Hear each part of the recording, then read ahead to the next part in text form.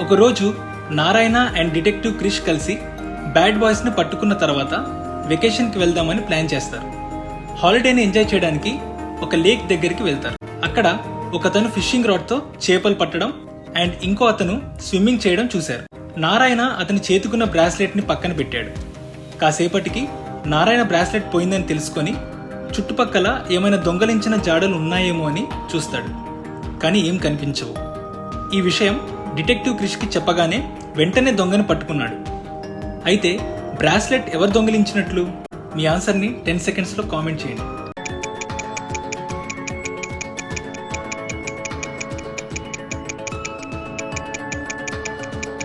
కనిపెట్టారా? దీనికి answer bracelet దొంగ మరెవరో కాదు, చేపలు పడుతున్న అతను. ఎందుకంటే అతను మాత్రమే అసలు ఎటూ కదలకుండా ఫిషింగ్ రాడ్తో బ్రాస్లెట్ దొంగతనం చేయగలడు.